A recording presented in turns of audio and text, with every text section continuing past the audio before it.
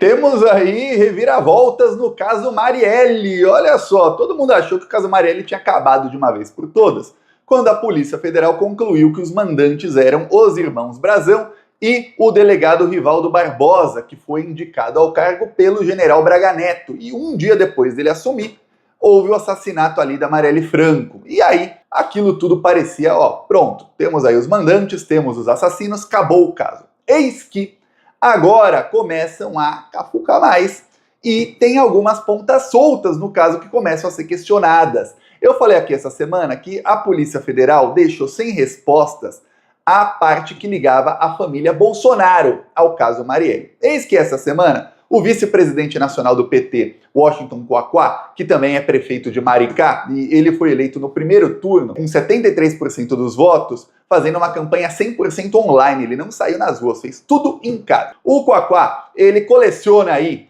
polêmicas no PT, porque ele já tirou fotos com o Pazuello, que é um general genocida que é responsável direto pela morte aí de centenas de milhares de brasileiros. Ele foi o primeiro no PT a abraçar o Ottoni de Paula, meses depois do Ottoni de Paula ter ameaçado de morte o Lula. Agora o Ottoni de Paula virou aí, olha, o apoiador número 1 do governo, quer ser o líder da bancada evangélica, orou pelo Lula, fez rede de oração pelo Lula, enfim. Tem várias aí opiniões e polêmicas do Quaquá. Eis que ele aparece com a família Brazão. Família Brazão, obviamente os irmãos Brazão estão presos pelo assassinato da Marielle, mas os familiares visitaram o Quaquá e levaram a ele o processo contra os irmãos Brazão. Lembrando que o processo está em segredo, então a gente não tem acesso aí a todas as provas e tudo mais. O que acontece é o seguinte, o Quaquá leu o processo e disse, olha, acredito que os irmãos Brazão estão servindo de bode expiatório para alguém.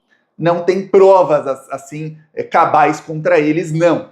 Eu, Thiago, não vou concordar aqui em inocentar dois irmãos que são bandidos. Eles são bandidos ligados a milicianos, ligados a bicheiras, ligados a muitos bandidos.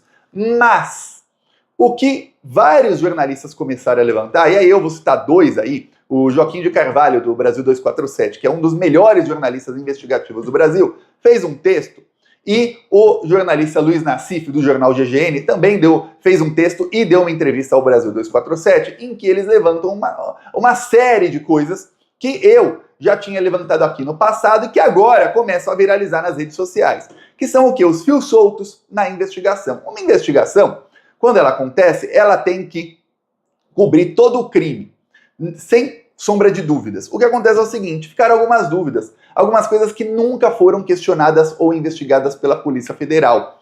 E aí, começou a viralizar nas redes. E eu fiquei pasmo, porque antes mesmo do texto do Joaquim de Carvalho e do Nassif, eu percebi que mais da metade da esquerda também estava ali questionando parte da investigação no que se refere à ligação aí da família Bolsonaro em algumas coisas, inclusive sendo vizinho do assassino. Por quê? Alguns vão dizer, mas Thiago, você e essas pessoas e os jornalistas estão aí duvidando do trabalho da Polícia Federal? Olha, vamos lembrar que a Polícia Federal, que alguns falam, Polícia Federal do Lula, o Lula assumiu, a Polícia Federal magicamente não se tornou ali toda petista ou toda 100% honesta. Vamos lembrar que a Polícia Federal perseguiu o petista não faz nem 10 anos, tá? Que a Polícia Federal estava perseguindo o Lula mesmo, estava perseguindo aí muita gente. Inclusive, isso começou e se alastrou no governo Dilma, tá? A Polícia Federal perseguia todo mundo, fazia acontecer e não acontecia nada com os delegados que cometiam até crimes. Tinha policial federal que estava plantando escutas na cela de presidiários da Lava Jato. Foi a Polícia Federal. Muita gente fala do Dallagnol e do Sérgio Moro por conta da Vaza Jato, mas todos esquecem dos delegados e agentes da Polícia Federal que são fascistas, nazifascistas, e estavam ali em conluio com o Sérgio Moro e com o Dallagnol, tá? Eles não fariam tudo aquilo se a Polícia Federal não tivesse em conluio com eles. Ok. O que acontece? Sai o Bolsonaro entre o Lula, a Polícia Federal estava sob pressão para fazer ali a investigação. E a prova cabal que a polícia conseguiu contra os irmãos Brazão e contra o Rivaldo Barbosa é a delação do vizinho do Bolsonaro.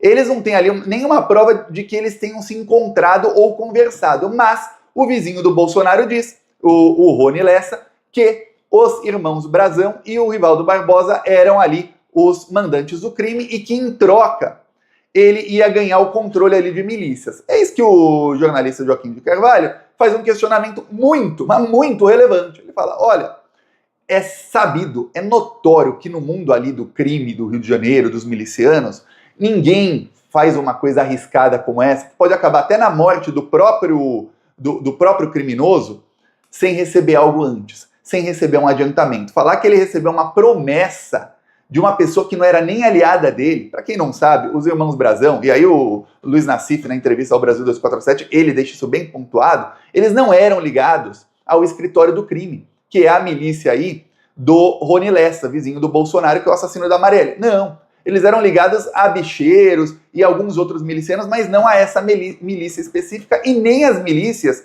que atuam ali na região de Rio das Pedras, que é a região onde todos os milicianos são ligados à família Bolsonaro. É a região ali do Rio de Janeiro que tinha ali Rony Lessa, Adriano da Nóbrega. Adriano da Nóbrega era o chefe da milícia escritório do crime, que era amigo pessoal do Flávio Bolsonaro. O chefe da milícia que matou a Marielle era amigo do Flávio Bolsonaro. Ah, Thiago, isso aí não entra na investigação. Tá bom, só que o problema aí, que eu já apontei várias vezes, que agora começaram a questionar finalmente, é o seguinte. Quando a Polícia Federal descobriu quem eram os assassinos, é o Elcio Queiroz e é o Rony Lessa, vizinho do Bolsonaro. O Rony Lessa é quem apertou o gatilho e o Elcio Queiroz era o motorista. A Polícia Federal fez o roteiro ali, de onde eles saíram e como eles foram para ali onde estava a Marielle para assassiná-la. E aí a Polícia Federal viu que eles foram até o condomínio Vivendas da Barra, onde moravam Carlos e Jair Bolsonaro. E o Renan Bolsonaro também morava lá. Ok. A Polícia Federal, então, descobriu o seguinte.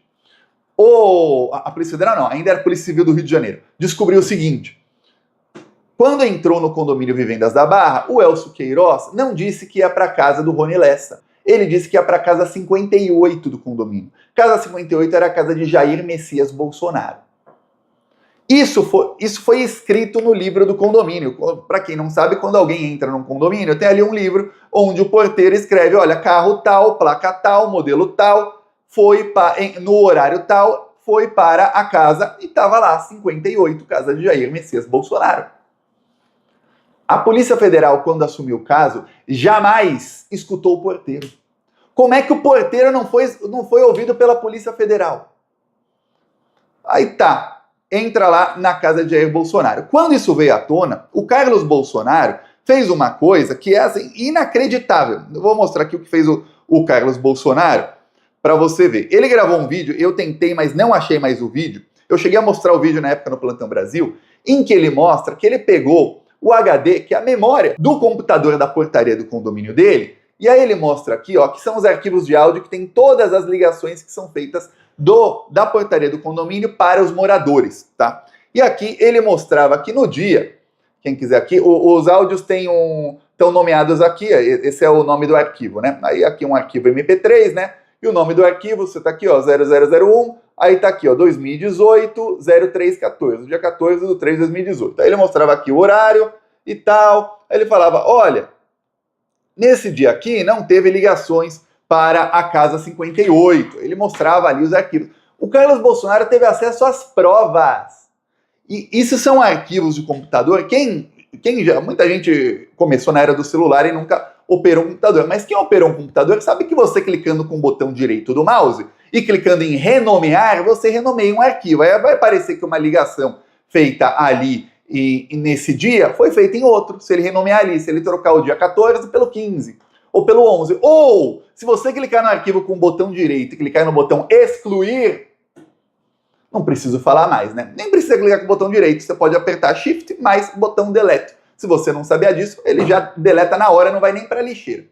Pois bem, ele teve acesso. A Polícia Federal jamais investigou por que o Carlos Bolsonaro teve acesso a isso e se alguma coisa foi apagada ou mexida naquilo ali. Não, simplesmente ignoraram. Eu não estou falando aqui e nem vou falar que os irmãos Brazão são inocentes de nada. Que isso eu não sei. Agora, que parece que estão encobrindo o que os dois assassinos, o vizinho do Bolsonaro e o outro integrante, dois integrantes da milícia do amigo do Flávio Bolsonaro, parece que eles estão encobrindo alguém? Parece. Porque se a prova, se for verdade, o que diz o Quaquá e o que diz a família Brazão, que a única prova contra a família Brazão é a delação dos dois, A delação, ao mesmo tempo em que ela culpa alguém, ela inocenta todo o resto. Porque se o vizinho do Bolsonaro diz, olha, os mandantes são os do Chiquinho Brazão, Domingos Brazão e Rivaldo Barbosa, e mais ninguém nesse mundo, só eles três, tá inocentando todo mundo, concorda? Então, o problema aí não é ele ter delatado os três. A partir desse momento, a Polícia Federal simplesmente fechou todas as outras hipóteses, acreditou piamente e cegamente na palavra do vizinho do Bolsonaro, que, como eu vou te mostrar aqui, numa entrevista à Veja, ele já tinha dito que ele foi ajudado pelo Bolsonaro. Tá aqui com vocês o Rony Lessa, vizinho do Bolsonaro. Com vocês, Rony Lessa.